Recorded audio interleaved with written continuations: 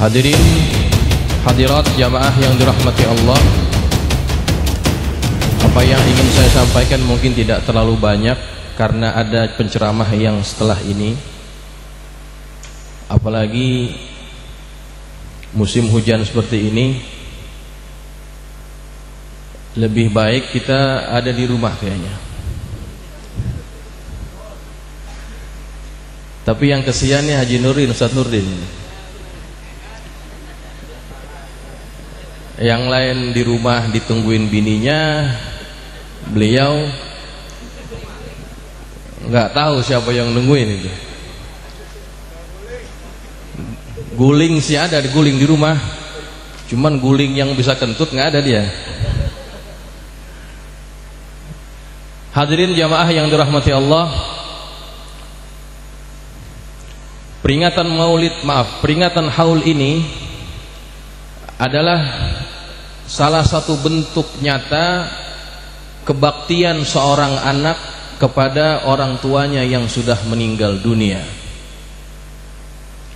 Dan hubungan antara orang tua dan anak itu tidak akan pernah putus,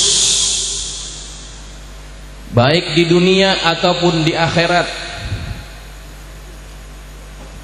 Di dalam ayat yang tadi saya bacakan, Allah sudah menegaskan betapa kuat ikatan antara anak dengan orang tuanya, tetapi dengan syarat harus diikat dengan adanya ikatan keimanan.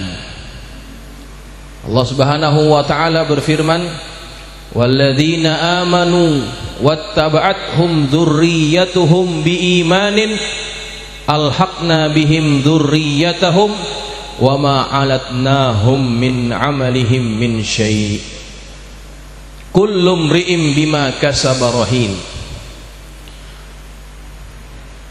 Orang-orang yang beriman kemudian diikuti oleh anak keturunannya yang juga sama-sama beriman, maka mereka semuanya akan dikumpulkan oleh Allah Subhanahu wa taala, dan tidak ada sedikit pun yang dikurangi daripada amalan mereka.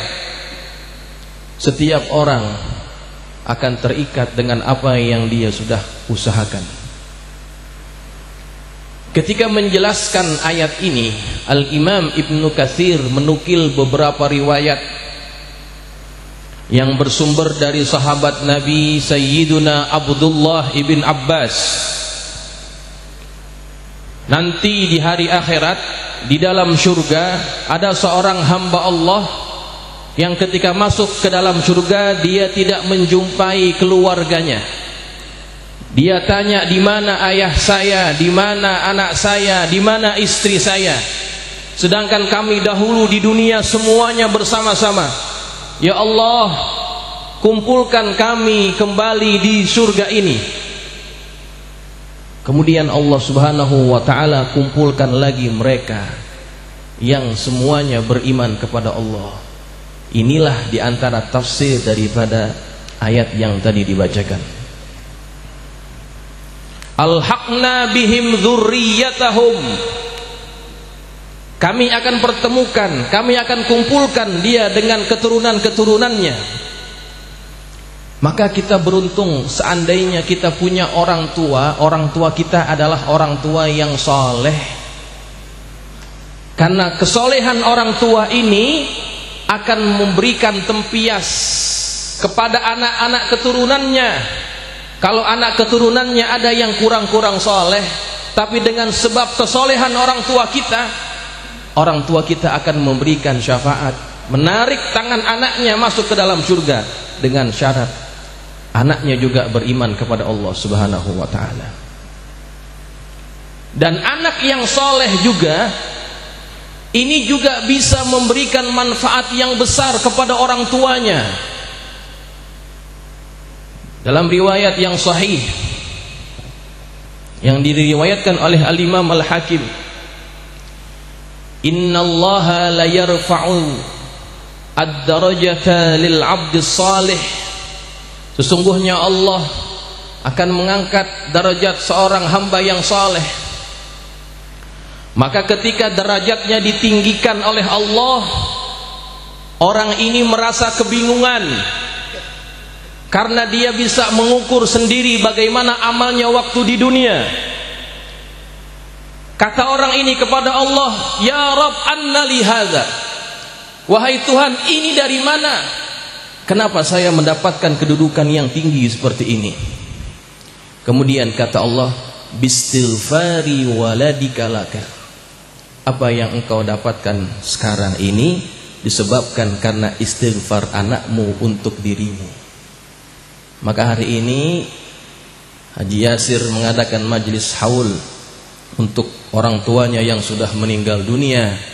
Maka ini juga akan memberikan kebahagiaan, keuntungan bagi orang tuanya yang sudah meninggal dunia. Maka antara anak dengan orang tua itu ada hubungan yang saling menguntungkan. Seandainya kedua-duanya adalah orang yang soleh dan orang yang beriman kepada Allah Subhanahu wa ta'ala. Dan jamaah yang dirahmati Allah, kita memang hidup di dunia ini tugasnya cuma satu saja, tidak ada yang lain. Kalau orang tua yang dihaulkan hari ini, kita yakin mereka sudah menjalani tugasnya dengan sempurna di dunia ini.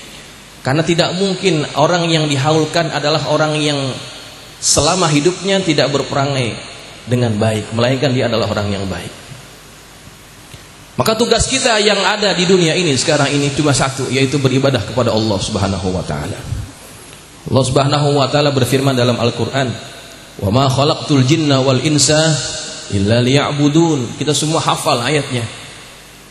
Tidaklah Allah ciptakan jin dan manusia melainkan hanya untuk beribadah saja, menjadi hamba Allah. Dan tidak ada kebanggaan melainkan ketika Allah sudah menganggap kita sebagai hambanya. Dan tidak ada pangkat yang paling dicintai dan paling tinggi di sisi Allah melainkan pangkat hamba. Tidak ada nabi yang Allah sebutkan dalam Al-Quran melainkan mereka akan disebut dengan panggilan hambanya. Nabi Sulaiman Allah sebutkan namanya, panggilannya, in ni'mal abdu innahu awwab. Nabi Ayyub pun begitu juga, ni'mal abdu innahu awwab. Nabi kita Muhammad sallallahu alaihi wasallam dalam kisah yang menceritakan tentang Isra wal Mi'raj pun Nabi disebut dengan gelaran hambanya, bukan rasulnya. Subhanalladzi asra bi 'abdihi. Karena pangkat hamba itu adalah pangkat yang paling dicintai oleh Allah Subhanahu wa ta'ala.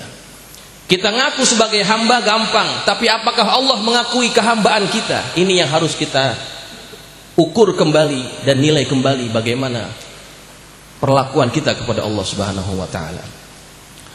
Al-Imam Ja'far Shadiq menyebutkan di dalam kitabnya yang dikutip oleh Al-Imam Al-Ghazali, ada 3 ciri seorang yang ingin disebut sebagai hamba Allah. Tapi saya akan sebut satu saja.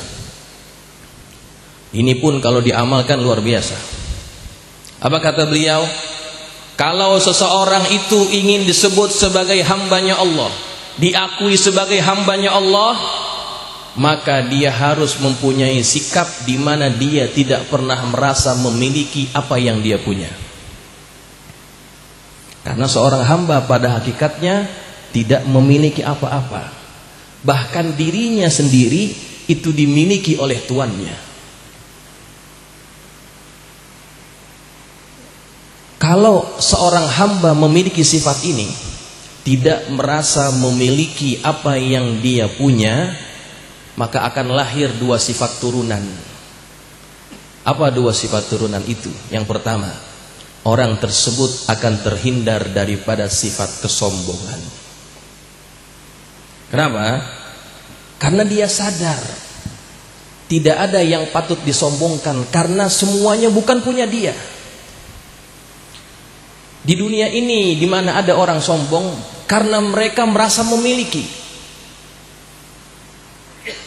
Ada yang sombong dengan kekayaannya, ada yang sombong dengan ilmunya, ada yang sombong dengan pangkatnya. Sedangkan semuanya itu merupakan titipan sementara daripada Allah Subhanahu wa ta'ala. Almarhum Kiai Haji Zainuddin MZ yang baru diperingati haulnya, beliau pernah menyebut dalam satu ceramahnya, Ini karena dia yang ucap, saya harus sebut namanya. Di antara keberkahan ilmu adalah menisbatkan ucapan kepada yang mengucapkannya. Kata beliau, kita hidup di dunia ini contoh seperti tukang parkir katanya. Tukang parkir ini, apapun mobil yang parkir di tempat parkirnya, semahal apapun mobil yang parkir di tempat parkirannya, tidak ada tukang parkir yang menyombongkan mobil-mobil itu. Velfire, Pajero, Fortuner, BMW, Mercedes-Benz, parkir di tempat parkirannya, tidak ada tukang parkir yang nyombongin mobil itu. Kenapa? Karena dia tahu itu mobil bukan punya dia. Pernah kita lihat tukang parkir yang dia ambil handphonenya, dia selfie, cekrek, belakangnya mobil, dikirim fotonya itu ke temen-temennya, lo lihat mobil gua. Ada yang begitu tukang parkir. Tukang parkir gila itu namanya. Mobil orang dia aku-akuin. Tidak ada tukang parkir yang seperti itu. Kenapa? Karena dia mengakui dan menyadari apa yang ada di tempatnya itu bukan punya dia. Dia cuma dititipkan oleh yang punya. Kapan-kapan mau diambil, maka dia tidak berhak untuk menahannya, apalagi menyombongkannya. Dan kalau Allah ingin ambil semua yang dititipkan daripada Allah untuk kita, sangat-sangat mudah sekali. Yang baru-baru ini viral, Pak. Yang baru-baru ini viral, ada orang menganiaya satu bocah gitu kan. Bapaknya pejabat, orang kaya,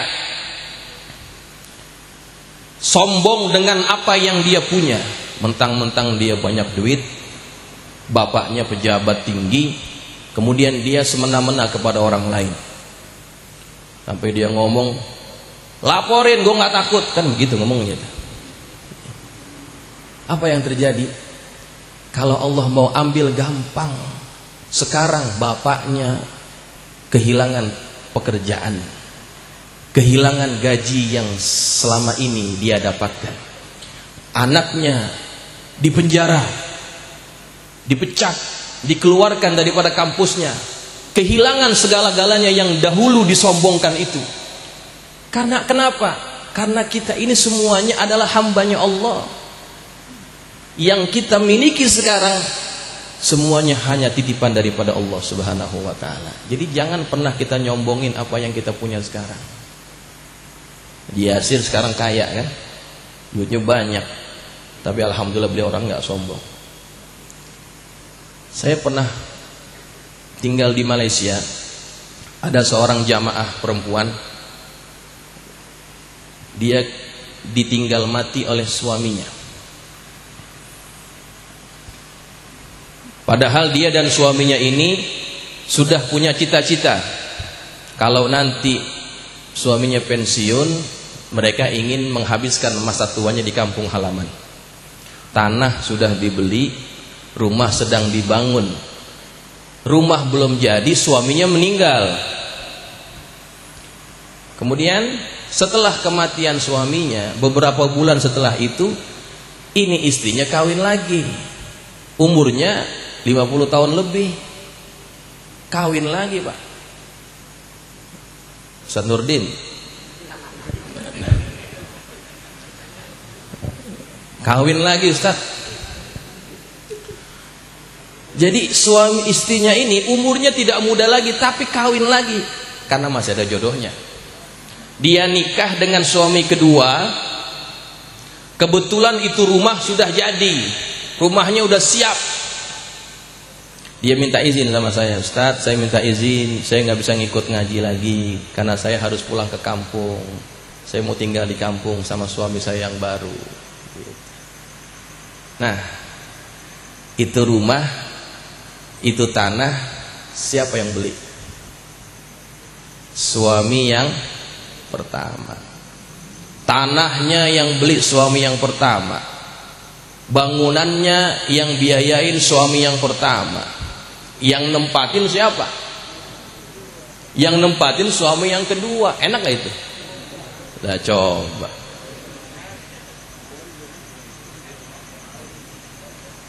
Apa yang harus kita banggakan, apa yang harus kita sombongkan? Kalau begitu hakikat dunia. Kalau tidak, dia yang tinggalkan kita, kita yang tinggalkan dia. Yang nyari capek-capek suaminya yang pertama, yang nikmatin suami yang kedua. Itu kalau bisa bangun lagi, yang di kuburan dia bangun lagi tuh. Diketok pintu rumahnya, mana kunci rumah? Di rumah goyang bangun. Kan nggak bisa. Kalau orang sudah dikubur di alam kuburnya nggak bisa ngapa-ngapain lagi sudah. Maka hakikat dunia itu seperti itu. Kita cuma dititipkan. Kapan waktu kita diambil di tempat itu, kita tidak bisa menolaknya. Maka jamaah yang dirahmati Allah, ini yang harus ada pada diri seorang hamba. Seorang hamba tidak boleh merasa memiliki, karena apa yang dia miliki adalah titipan daripada Allah. Ketika orang bersikap dengan sikap itu, dia akan terhindar daripada sifat sombong. Dan sifat yang kedua yang lahir daripada sifat pertama tadi, orang ini akan senantiasa menerima apapun yang menjadi ketentuan Allah. Hatinya akan senantiasa redha ketika Allah ambil apapun darinya. Kenapa? Karena dia menyadari apa yang dia miliki bukan punya dia. Hatinya akan mudah meredhoi apapun yang menjadi ketentuan Allah. Seperti tukang parkir tadi. Tukang parkir, kalau orang yang punya mobil itu akan mengambil mobilnya, tidak ada tukang parkir yang menghalang-halanginya. Pak, jangan keluar Pak, ini mobil saya. Kan gak ada yang begitu. Setiap pemilik mobil itu ingin mengambil mobilnya, akan diarahkan supaya mudah keluar. Terus, silakan keluar, silakan. Tidak ada yang menghalanginya, karena dia sadar itu bukan punya dia. Kapan waktu yang punya mau ngambil, dia tidak bisa apa-apa. Dan dia akan menyambut semua apa yang diambil itu dengan hati yang redha, hati yang senang. Karena kenapa? Karena dia tahu setiap mobil yang keluar dari tempat parkirannya itu akan memberikan sesuatu kepada dia, memberikan upah kepada dia. Maka begitulah sifat seorang hamba yang sejati. Dia tidak punya hak untuk mengatur Tuhan, tetapi Allah lah yang mengatur hidupnya. Dan dia tidak punya hak untuk menolak apapun yang Allah ambil daripada dia. Yang harus dia miliki hanya satu sifat saja, ridha terhadap ketentuan Allah Subhanahu wa taala. Kita sayang kepada anak, kapan waktu Allah ambil, kita nggak bisa ngapa-ngapain. Kita sayang kepada harta kita, kapan waktu Allah akan ambil itu semuanya, kita nggak bisa ngapa-ngapain. Yang harus kita miliki adalah perasaan senantiasa menerima ketentuan Allah, apapun itu bentuknya. Itulah sifat seorang hamba yang sejati. Maka kalau sifat ini ada pada diri kita, maka kita layak menjadi hamba Allah Subhanahu wa taala. Mudah-mudahan nasihat yang singkat ini bisa memberikan manfaat kepada kita semuanya, wabil khusus kepada Al-Fakir yang menyampaikannya. Semoga kita semakin bisa menempatkan diri kita sebagai hamba Allah yang sejati, yang diakui oleh Allah Subhanahu wa taala. Dan semoga apa yang diusahakan oleh Haji Yasir ini mengundang kita, menyambut kita, menghormati kita dengan acara yang sebegini rupa, Allah berikan ganti yang lebih barokah lagi. Allah mudahkan segala usahanya, dan semoga apa yang kita panjatkan kepada Allah, yang dihadiahkan kepada almarhumah, Allah terima semuanya. Dan semoga kita dikumpulkan bersama orang tua kita di surganya, amin ya rabbal alamin. Billahi taufiq wal hidayah. Assalamualaikum warahmatullahi wabarakatuh.